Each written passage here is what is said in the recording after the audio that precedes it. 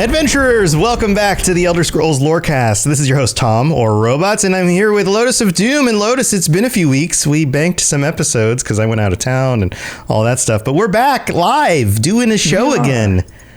It's happening. That's crazy. All during the start of QuakeCon as well. Yeah, QuakeCon's going on. Do you remember how to podcast? Because I don't. I'm hoping you do. Certainly not. We actually only had one episode of Tales in the period of time as well, because then I went to the beach for an entire weekend. So we only had one episode. So no, I've forgotten everything. I have no idea how to podcast anymore. It's all over. All right. Well, we'll just have to do our best then. Welcome back, everybody. We are digging back into Daedric creatures, and we're just going alphabetically through them. And some of them have Daedra in the front of the name. Some of them have Daed something. And so we're going to cover the next four, which all include Daed or Daedra in them. And it's going to be good times. I've been having fun going over these because they're all so different and interesting, and it's kind of fun to just list them all out. So we're going to continue with that. So Lotus, we're kicking this one off with some of these are more detailed than others, right? Yes, we seem to kind of have a good mix so far. My camera's all screwed up. You're slowly slipping off the screen. Just my head. Just disappearing. For anybody on the non-video version of this has no idea what I'm talking about. But yeah, it's always a mix of whether we're going to have a bunch of information on the creatures or if they're kind of just like, not jumping too far ahead, but a Daedrat or something. Or a Daedmite. We're going to start with Daedmites, which are... Okay, so here's, as usual, we're drawing some of the information from the UESP. That is our go-to wiki for this stuff. There are multiple wikis, many different places you can go. Sometimes we cross-reference things. The quotes from this episode coming from UESP. Go check them out. They're our buds. They're awesome. They deserve your support. Sources are always good, but I might be partial to the UESP just from, us running the podcast over there. In cooperation with them. But Here we go. The a Daedmite is a type of Daedric vermin, creatures similar to pests on the mortal world. Daedmites are considered particularly unpleasant to speak of. That's not much of a description. That's not a whole lot to go on. Perfect. Yeah, so we do have a description, though, of Daedric vermin. This comes from Denizens of Apocrypha. This is one of the in-game books that just was released with Necrom. And this happens whenever there's new releases for ESO. We get new books in the game, and we get new things to quote and new information to pull, which is exciting because sometimes that means we can go back and learn more about something we've already covered.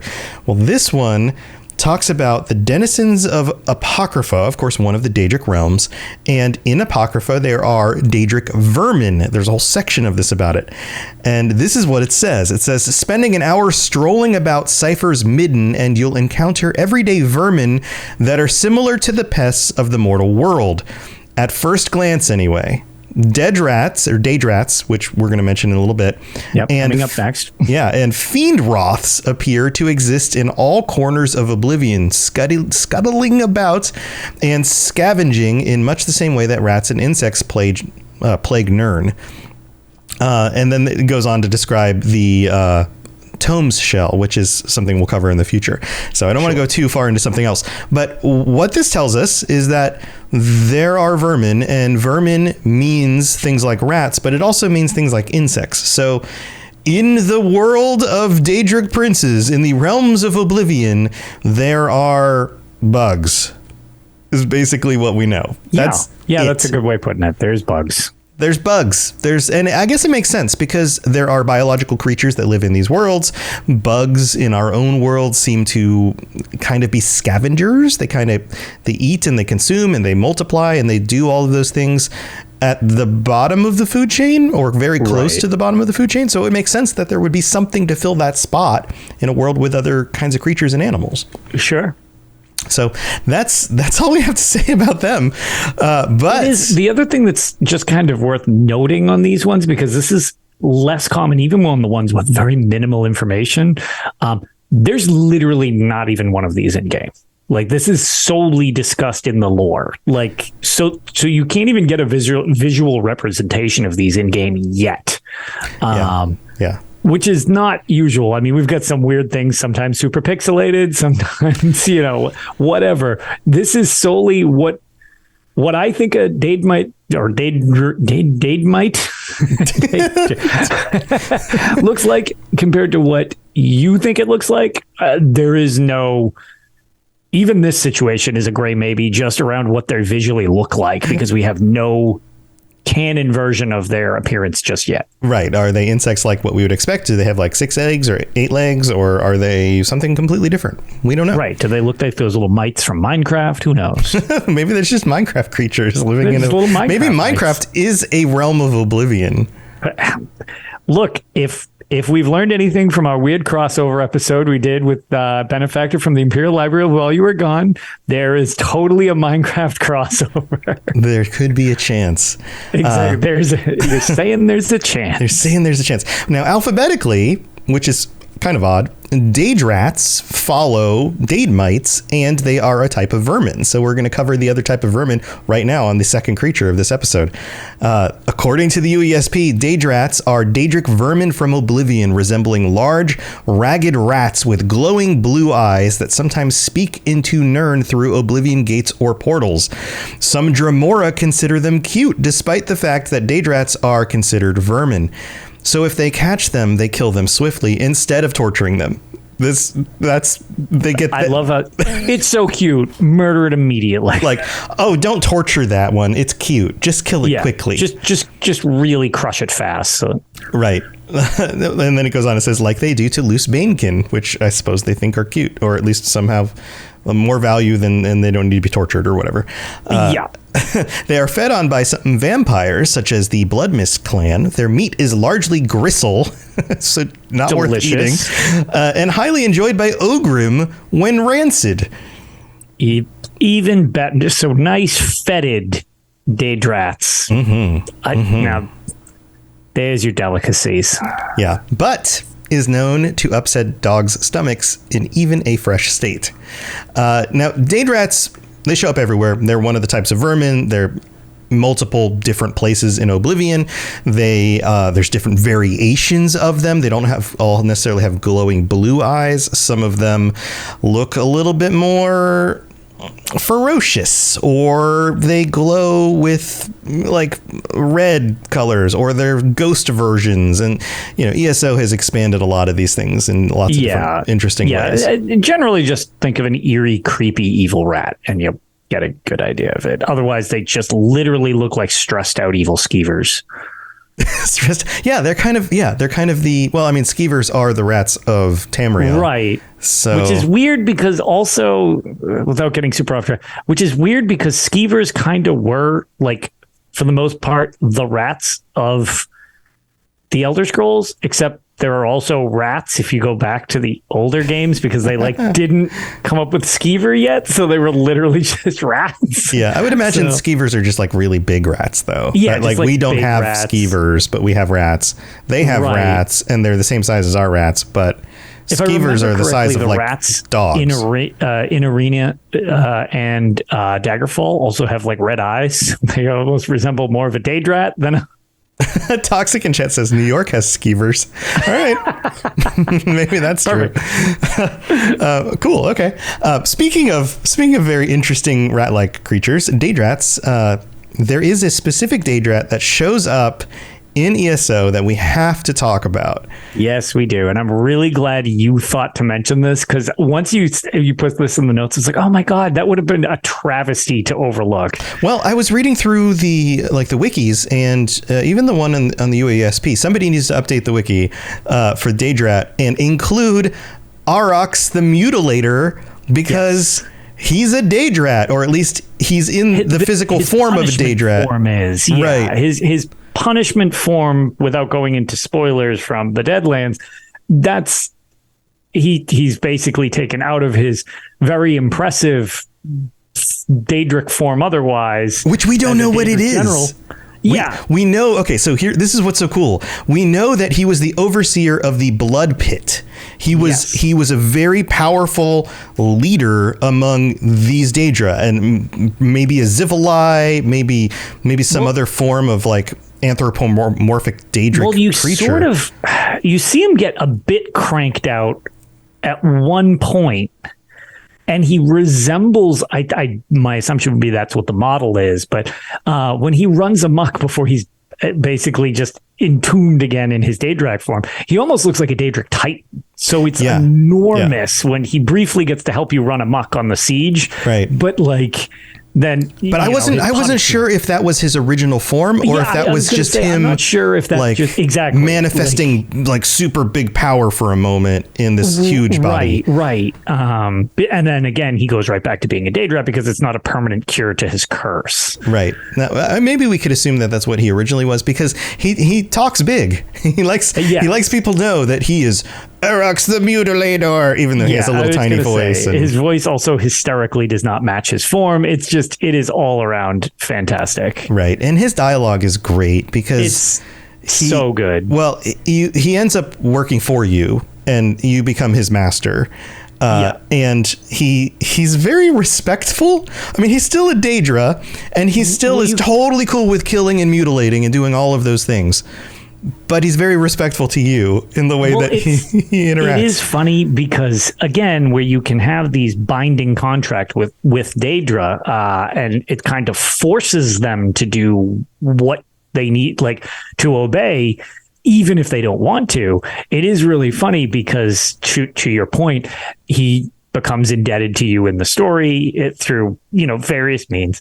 And like you said, he always acts in a respectful manner to you because he owes you. Right. But it's funny because he will slip up sometimes and like totally let on that it's like, if I wasn't in a contract with you, you are worthless scum and I can't stand you. And it's like, oh no, that's not what I meant. I totally appreciate you for what you're doing. And I would be happy to, he's definitely a fan favorite for a reason. Right. Yeah. Because I mean, he's like, oh, you're immortal. I could just destroy you. Yeah. But I'm bound to you right now. So I'm going to be nice. So he says things like a lot of comic relief to that expansion. Yeah. Which was rather grim outside that. Yeah, no, it was really good. Like sometimes the writing is a little overly redundant because they need to clue people in on stuff. And sure, I've had my complaints before, but sometimes they have characters that I'm just like, oh, this guy's great. Yeah, totally nailed it. Yeah. So he says things like, so before you release him, he says, you're kind of negotiating with him. He says things like, Airox the Mutilator is a dead rat of his word, at least currently. Release me and I will do anything in my power to aid your cause. You do have a cause that needs aiding, don't you? And then when you release him, he says, sweet freedom at long last. Airox owes you for this kind indulgence. Like he uses words like indulgence or, go ahead. It's funny because it's funny too, because like, to your point, he's screaming it all the time too. Like he's just like this yelling, enraged, like barbarian, and it's just everything is yelling. Yeah, your pack is perfect, master, and I found the encoded note. I will work on translating it forthwith. He uses the words like forthwith. He's great. He's great. I hope he's one of those characters that comes back in future episodes. I would love. Yeah, it's because a lot of the recurring characters, I know they're fan favorites and stuff like that, but I've mentioned before, I don't find a lot of times the characters or the draw the same way that I think the land and the situations are the draw to me in the series. Yeah. But sometimes they do nail it just like so perfectly. And I mean, everybody relates to different characters, but Airox is just 5 stars. Definitely would like him to come back for some reason at some point. And these kinds of story elements are part of what makes the Elder Scrolls games, and not just ESO, the Elder Scrolls games, and a lot of the stuff Bethesda does, so charming and fun, is that they're like, okay, what if we take a big scary Daedra and we put him in the little tiny body? He has to work for you. What would that look like? And then you end up just having to go through with it. And it's great. It's great stuff. So that's Airox the Mutilator. We're not going to go into the quest line stuff. That's for you to play through. We might want to devote an entire episode to some of that in the future, but that's not right now. But that's not for now. That's not for now. But like, the one thing that this really does kind of illuminate for us is this idea that the Daedra see the Daedrats as being a very low quality of life kind of being. Like on the scale of types of Daedra, they're real close to the bottom. That's why he was bound in this form, is because it's a punishment. So that's Airox the Mutilator. We've got 2 more to get into on this episode, but first we've got a ton of new patrons that we have to shout out. So we're going to take a quick break. We're going to go thank them, and then we're going to come back and talk about more Daedric creatures. So don't go anywhere. This is Hamish Morak, Dragonborn, and you are educating yourself to the Elder Scrolls Lorecast. So, Lotus, we've been kind of on vacations and stacked some episodes. It's been a little while since we've done this. So it's normally... I didn't think to get the list. Oh, it's totally fine. Yeah. Normally I just go back a week and I just kind of look through the list. I don't remember the last name we shouted out. So I'm just going to... If you get a double shout out, congratulations. But there's a bunch. Thank you to everybody who supports this show. You are amazing. Here, maybe you can count as I go through this. We've got Grug O, Theodore O, Tenson Star, Jaden H, Dayton F, Vampirophilus, Fivig, I don't know how to pronounce that, Nathan C, scrolling up, Nicholas, scrolling, some people are changing their amounts, GW, Jamie H, Jacob P, Justine L, A Slippery Banana, wonderful name, Michael K, Kendra B, Philip R, Ben F, Antonio E, Oz, and Sheogorath's Sweet Roll. Welcome to the Patreon. Great. Holy moly. So just based on that, I believe that was 21. 21 people. New names. I think it's been maybe 3 weeks since we recorded an episode. I think it's been 3 weeks since the last shout out thing, because we had 2 episodes in your stead, and then we took 1 week off. Right. So thank you. Thank you to all of you. Yeah. Thank you for being here. Thank you to everybody. I hope you're enjoying the ad-free episodes. Some of you will be getting t-shirts if you stick around for 3 months at that tier 4 tier. You'll also be able to join us at the end of the month, so you can chime in on the Discord and let everybody know what you'd like to talk about and be part of the show. All of that stuff at patreon.com/Elder Scrolls Lorecast. And also, we have to shout out our Daedric princes. Currently, we have 3 of them: Jacob C, Jacob K, Kira C, and Sheogorath's Sweet Roll is a Daedric prince. And that's awesome. So thank you to all 126 of our current patrons. That is amazing. Also, Lotus, we got some nice little quick reviews that came in over the last few weeks. I'm pretty sure I didn't read this one. We're going to go back to Boogeyman Killer. I don't know if you remember that name. This is from the United States. Familiar offhand. They write, yes, with an extra S. Amazing show. Love learning about random lore. Elder Scrolls is my all-time favorite. Listen everywhere and all the time. Keep up the great work. Aw. So thank you for that, Boogie Man Killer. I hope you're killing boogie men and not boogieing while you kill men. One of those is... Yeah, no, the first one would be better. Yeah. The next one, also from the United States, is Deathclaw Jesus. This one I actually read out while you were gone. Oh, okay. Did you read this one? But yeah, you know what? I love this name, just FYI. Awesome name.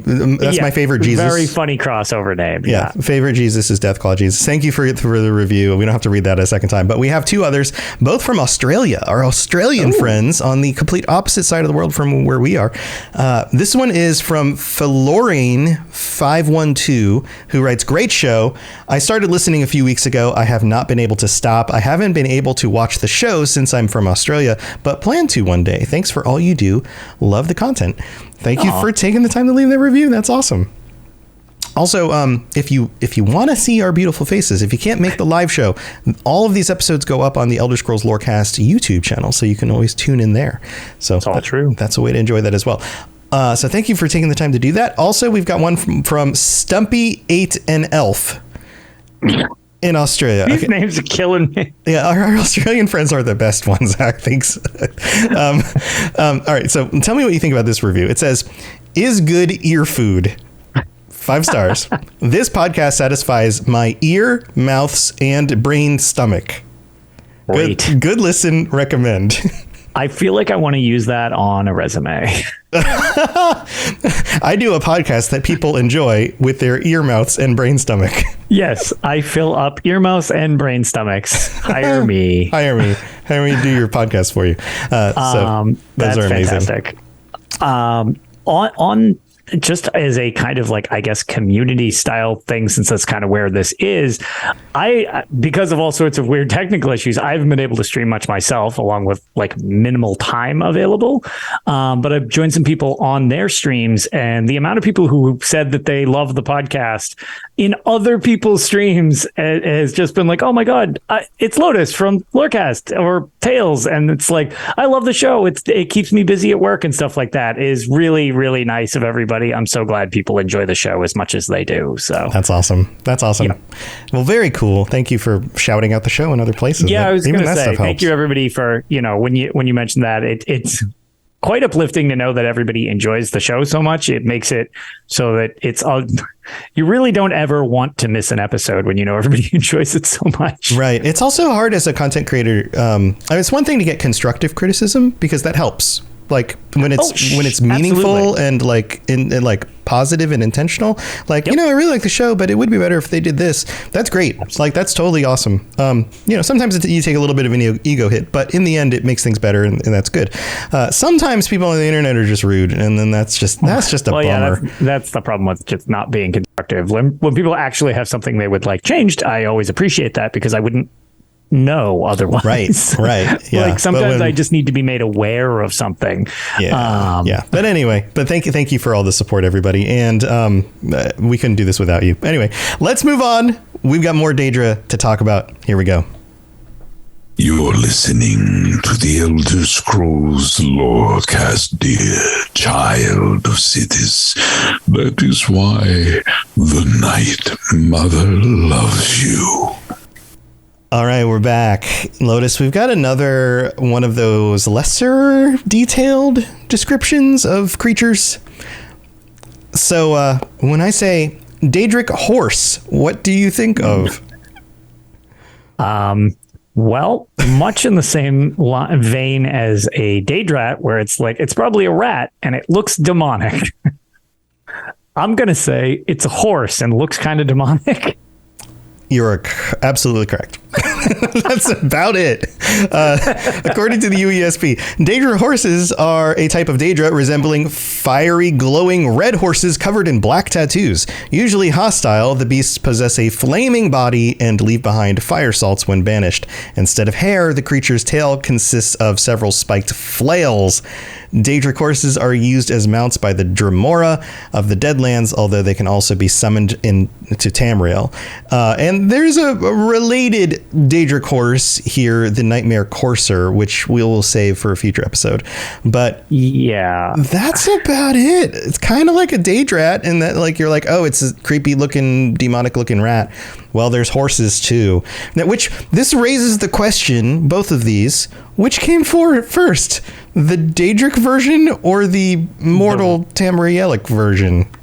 And also, I have other questions which we really don't have answers to. So, if anybody has any great theories, I'd love to hear your headcanon to this. But, like, are they just created? Like, do they just form with tattoos, or do they need to get tattoos put on them? Like, do they go to the local Daedra tattoo artist to have them tattooed on? Do horses care if they have specific tattoos? Also, what is a flail tail made out of? Flails.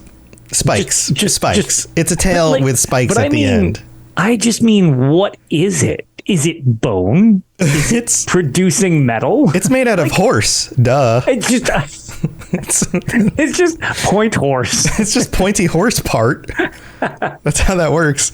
Yeah. Also, they seem to usually have armor and like saddles and stuff on them. I don't think they grow those parts, but we don't really know for sure. Those are placed on. But if the tattoos might be part of the actual creature, then maybe the armor is like plates that just kind of grow out of it. They just grow domestication. Yes. So that they can be. Well, maybe the straps are added on, but like the actual armor plates themselves might be just like hard, like scales.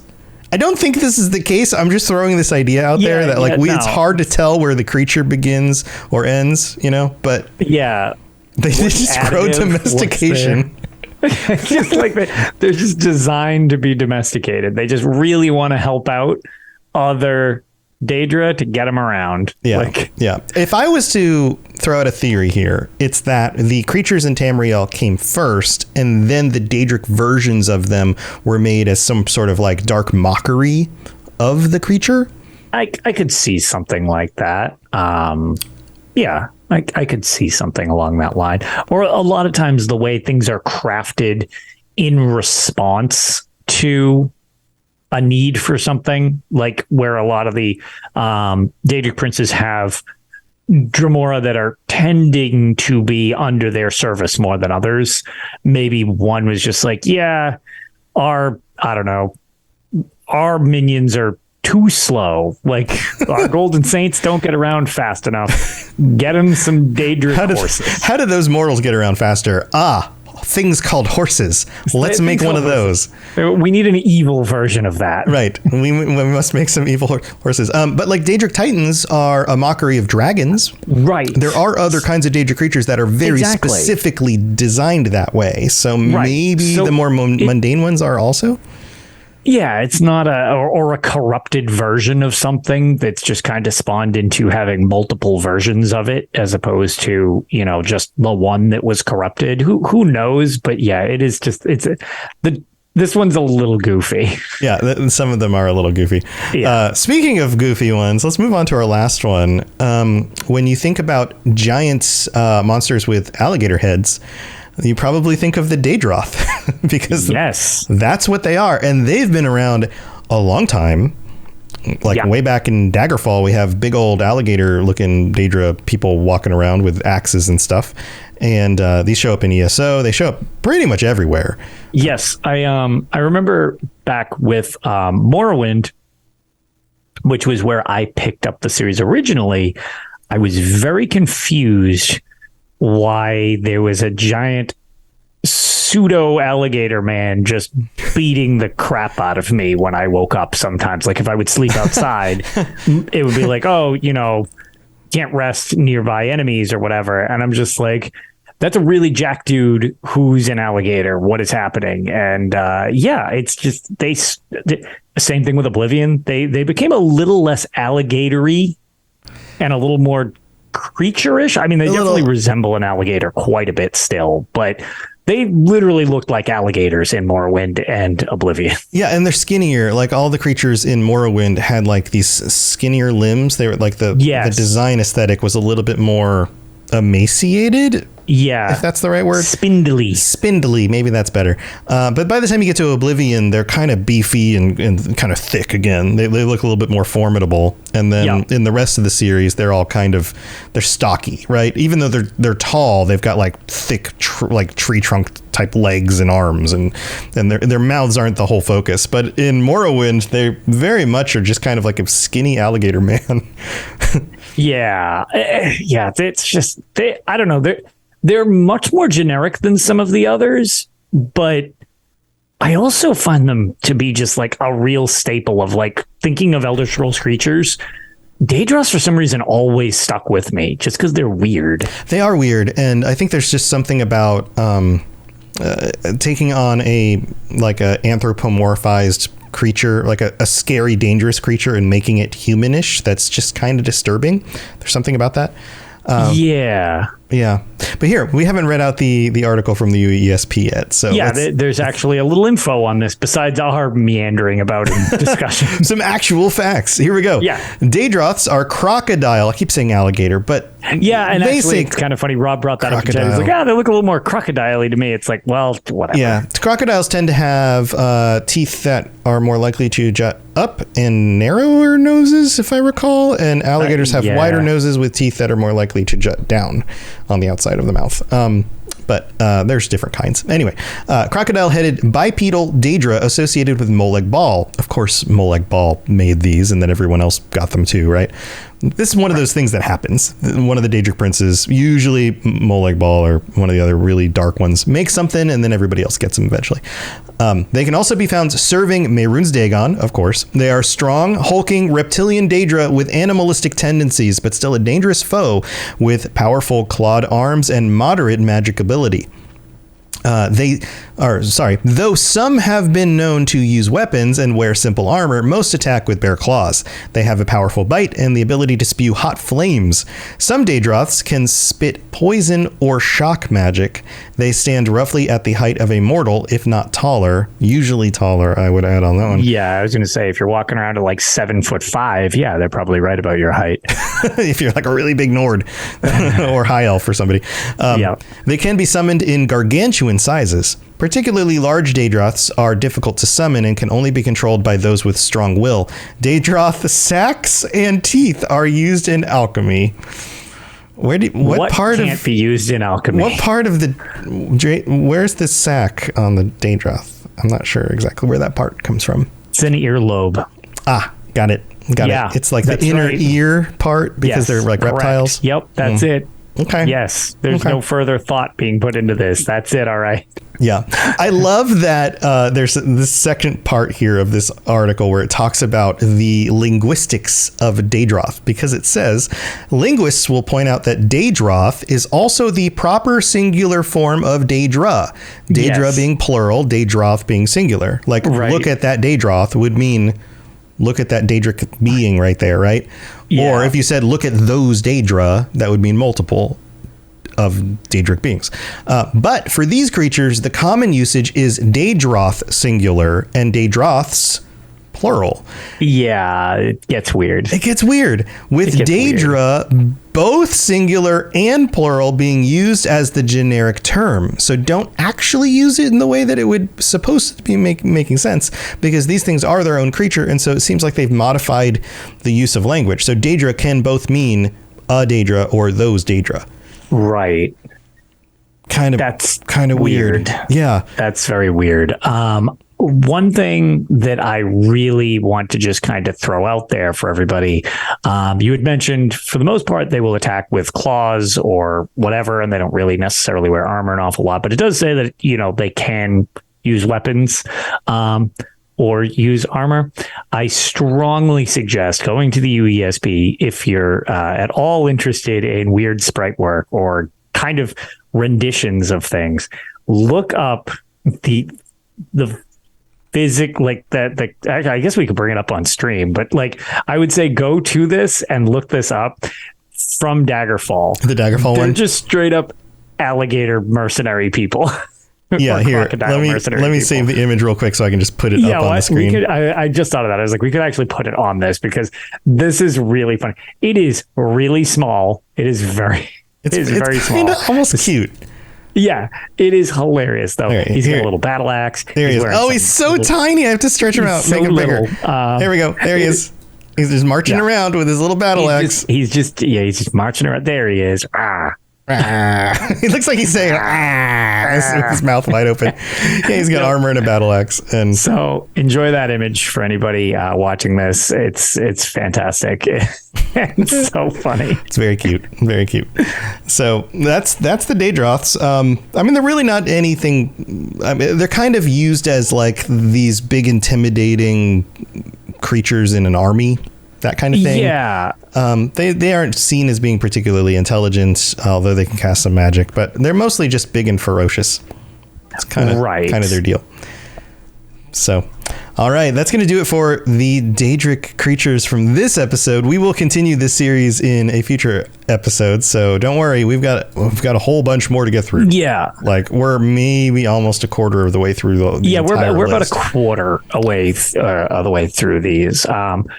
But again, it's hard because some of them are much more involved, some of them are much less involved. So it's kind of depends on which ones fall into line with which ones we're going to cover on how much there is to them, because it's definitely all over the place on how fleshed out they are. Yeah. I also think that this gives us a certain amount of not just insight, but kind of respect for the creators of these games in the wide variety and different kinds of things that you see among the Daedra. Because a lot of times it's considered generic fantasy, which to a degree it is, but it's got its own spin on it. And one of the things that I've really I've long found fascinating about the Elder Scrolls, especially playing back through some of the older ones, is a lot of the older games had this foundation for what things were, but they change over like, well, I mean, the series has been around for quite a while at this point, but like they never really throw anything away. They just modify it. Mm-hmm. And when you see creatures like this, it's a real, especially when they're bizarre. Like if it's grounded, it's like, okay, yeah, there's a little less variation. A horse is a horse. Of course. Not going to make that rhyme. No, absolutely not. I did it. No. Said we weren't going to. But like when you get into these weird things like clan fears, where they could originally talk, or Daedroths, where they were more prone to wearing armor and having a derpy little face type of thing. Like it's interesting to see that the creature that in the I love it. Here he is again. I love that he's, you know, he looks basically just like, honestly, if you were to show me that, I think it looks a little less like, oh, perfect. There. Now he's dancing at the top of the screen. He looks more like what I would picture like a variation of like a sack seal or something like that than a Daedroth nowadays. He fits perfectly on my hat brim. So like, yeah, just some have become more human, some have become less humanized and stuff like that over the years. So it's interesting just to see some of the evolved forms of them as you go through the series. Yeah. I think it's cool to see how these change over time, and it sometimes they change in fits and starts, like just little differences over time, and sometimes it's just like they were one thing and now they're just something completely different because they just updated that, right? Like, flat out. Exactly. So it's just how game design goes. You got to make the thing that works for the thing you're making, and sometimes you got to break a little bit of the history to do it. So Yep. All right. Well, that's going to do it for this episode. Thank you, everybody, for tuning in and being here. And we will be back next week with another regular episode, regular time, Thursday nights, 9 p.m. Eastern, 6 p.m. Pacific. Lotus, I know you got other stuff going on. What's new? What do you want to share? I was going to say we should be recording an episode of Tales pretty soon. There's just been... There's, for anybody who plays Elder Scrolls Online, the Zeal of Zenithar event just ended, but now because of QuakeCon, there's a 100% XP boost event going on right now. So if you're looking to get levels or whatever, now would probably be a good time to do so.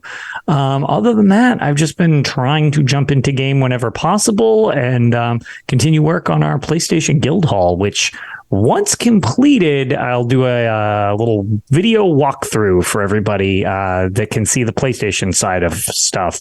But anybody in the guild and stuff like that I've had a chance to run stuff with, my schedule's really bizarre. It's been a lot of fun. Yeah, actually getting to catch up with people and run some stuff in Elder Scrolls Online as of late. So awesome. Do a little house tour, Yes. We'll do like one of those like home makeover like show videos. Compared to my normal dialogue of like playing Daggerfall and swearing a lot and yelling at the classic games while they just beat me into the ground because of difficulty and confusion, apparently I have I was told that I have a very soothing ASMR style when I do housing things, because I've only ever done 2 housing videos because I don't do a lot of housing, even though I like it. And people said that I borderline sound like a different person when I'm just like mellow and reading something, like describing something. Same thing with me like leading trials. People are like, yeah, you're like uncomfortably calm. Like I bring out the energy in you, and then you go do other stuff and you're like, and this is where the skylight is. Yeah, that's what I've been told. I guess it's actually kind of true. I didn't realize it until people had brought it up. Most people are pretty chill when they're just like doing things and they're not. Yeah, right? Something like that. Yeah. So that's, as Rob said, use your trial voice. Use your trial voice. Is that what your wife says on those romantic evenings? Look, will you just use your inside trial voice? Listen, this just isn't working for me. I really need you to use that trial voice. You know how I love your trial voice. I love your trial voice. Well, do that. Tell me about the housing. Tell me about the housing. So, yeah, apparently I have two tones. The classic tone where I'm mad all the time, and then the organized thing where I don't want other people to freak out. So apparently I get unnervingly calm or something like that. So I've learned. Okay. Well, little did I know. That's good to know. Yeah. Go check out Lotus's stuff. Lots of cool stuff to check out, especially if you're into ESO. And if you're looking for other podcasts or anything on the network, robotsradio.net is the place to go see it. You can find my shows. We've got Starfield launching in just a few weeks. The Starfield Lorecast is up with a bunch of the latest news and stuff, so you can go check that out. And that's going to be diving into the lore and a bunch of gameplay stuff, and we'll be getting into Starfield. Don't worry. If you were looking for a source of a place to be excited with other people about Starfield, that will be the podcast for you. But lots of awesome stuff, robotsradio.net. And thank you for tuning in again, chat. Thank you for being here. And until next time, stay safe out there. There's a bunch of really crazy, weird Daedra. You got to be careful. We'll see you all next time. Bye, everybody. See you later. Thanks for joining us. We'd love to hear from you. You can reach me on Twitter at robots_radio or Lotus of Doom at Lotus of Doom. Also, you can join us on the Robots Radio Discord channel. You can easily just search Robots Radio Discord on Google or check the description underneath the podcast. Also, this podcast is recorded live every week on Thursday nights, 9 p.m. Eastern, 6 p.m. Pacific on the Robots Radio channels on Twitch, YouTube, and on Facebook. So just search Robots Radio on any of those platforms. Come join us. We'd love to chat with you while we record the show, or before or after. Either way, just come hang out with us. And if you're looking for more information about my shows and the shows on the Robots Radio Network, go to robotsradio.net for all the information about all the shows on the network, including the Robots Radio Rocket Club, where I help both new and existing podcasters to grow their shows, build their audiences, and create the best podcast they possibly can. All of that at robotsradio.net. We'll see you next time.